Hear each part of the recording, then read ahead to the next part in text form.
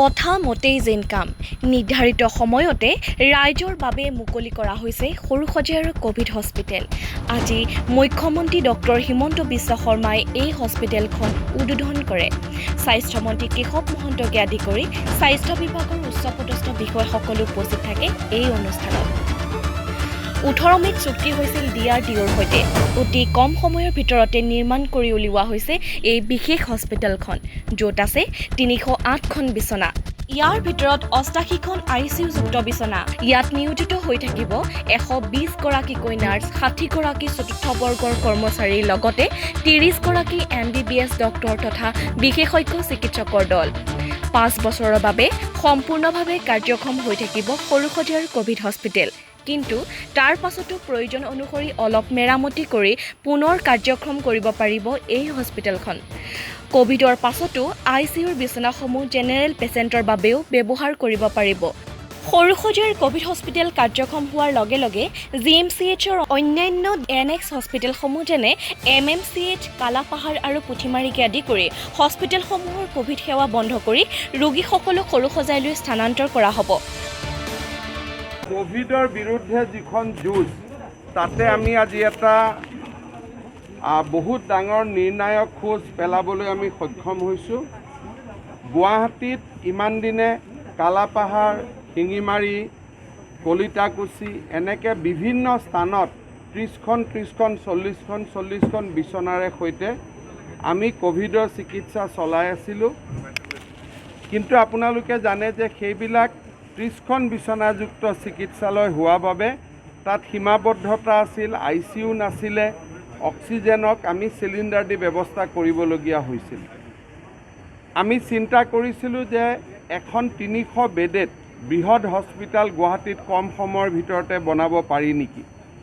ভাৰত চৰকাৰৰ DRDOই আমাক এটা প্ৰস্তাৱ দিছিলে যে তেওঁলোকে গুৱাহাটীত আৰু পৰৱৰ্তী পৰ্যায়ত প্ৰয়োজন সাপেক্ষে অসমৰ আন স্থানত 300 বিচনাযুক্ত একোখন হস্পিটেল নিৰ্মাণ কৰিব পাৰিব, যাৰ আয়ু অতি কমেও 5 বছৰ হ'ব। 5 বছৰ পিছতো সামান্য মেৰামতিৰে তাক আৰু আগলৈকেও চলাই ৰাখিব পৰা হ'ব। আজি মই গৌৰৱ অনুভৱ কৰোঁ যে অসম চৰকাৰে DRDOৰ লগত MOU কৰাৰ পিছত খুব কম সময়ৰ ভিতৰতে 20 তাৰিখে কাম আৰম্ভ কৰিছিলে। আজি 10 তাৰিখ, এমাহৰ ভিতৰত তেওঁলোকে আমাক এই চিকিৎসালয়খন হস্তান্তৰ কৰি দিলে। 300 বিচনাযুক্ত এখন চিকিৎসালয়, ইয়াতে 100 বিচনাত ICU থাকিব, বাকী 200 সাধাৰণ বেড হ'ব যদিও তাতো অক্সিজেন দিব পৰা ব্যৱস্থা থাকিব। ডনিং ডফিঙৰ পৰা আৰম্ভ কৰি কোভিড চিকিৎসাৰ বাবে প্ৰয়োজনীয় সকলো সুবিধা আমি ইয়াতে পাম। চিলিণ্ডাৰ অক্সিজেনৰ পৰিৱৰ্তে ইয়াত আমি লিকুইড অক্সিজেনৰ টেংক বহুৱাইছোঁ। সেইবাবে বাৰে বাৰে আমি ফিল আপ কৰিব নালাগে, এবাৰ সপ্তাহত ফিল আপ কৰিলেই আমাৰ হস্পিটেলখন এসপ্তাহৰ কাৰণে চলি যাব। আজি এই চিকিৎসালয়খনৰ নিৰ্মাণ সমাপ্ত হোৱাৰ লগে লগে অসম চৰকাৰে কোভিড নিয়ন্ত্ৰণৰ যুঁজখনত এক নিৰ্ণায়ক সফলতা আমি লাভ কৰা বুলি ক'ম। কাৰণ বিচনা, অক্সিজেন আৰু ICU থাকিলে মৃত্যুৰ হাৰ নিজেই কমি আহিব।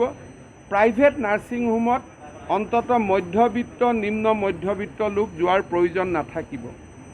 আজি এই চিকিৎসালয়খন অহা 2 দিনৰ ভিতৰত আমি ইয়াক কাৰ্যক্ষম কৰিব পাৰিম, যিখিনি আমাৰ ফিউমিগেশ্যন আদি লাগে। তাৰ পিছত ইয়াৰ লগে লগে মহেন্দ্ৰ মোহন হস্পিটেল, শিঙিমাৰী হস্পিটেল, এই দুখনত যি ICUৰ ব্যৱস্থা আছিলে বা কোভিড চিকিৎসাৰ ব্যৱস্থা আছিলে, তাক আমি সাময়িকভাৱে বন্ধ কৰি দিম আৰু গোটেই পেচেণ্টৰ নিয়ন্ত্ৰণ মেডিকেল কলেজ আৰু এই DRDOৰ মেডিকেল কলেজ NXC হস্পিটেলৰ পৰাই আমি কৰিবৰ বাবে যত্ন কৰিম।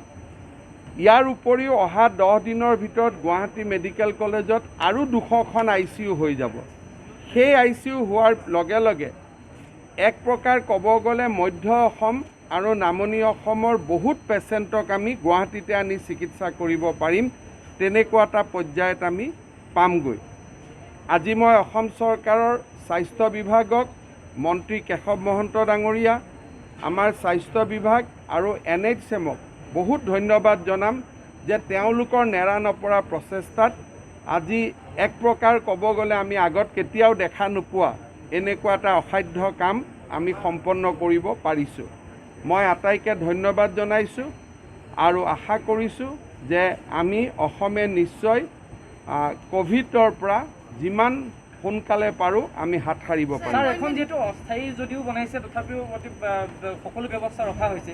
কোভিড পৰিস্থিতি যেতিয়া ভাল হ'ব তাৰ পিছতো এখন সৰু সজাগৰ কাৰণে আমি গোটেইকেইজনে আলোচনা কৰিছোঁ যে ইয়াত 5 বছৰ এই হস্পিটেলখন থাকিবই। 5 বছৰৰ পিছতো আমি এই হস্পিটেলখনক অলপ মেৰামতি কৰিলে ৰাখিব পাৰিম। সৰু সজাইত যিহেতু বিভিন্ন খেলা ধূলা হয়, স্পৰ্টছ মেডিচিনৰ দিশৰ পৰা বা আমাৰ বিভিন্ন ব্যক্তিক ICUৰ অভাৱত বিভিন্ন স্থানত তেওঁলোকে ICU নাপায় মৃত্যুবৰণ কৰাও দেখা যায়।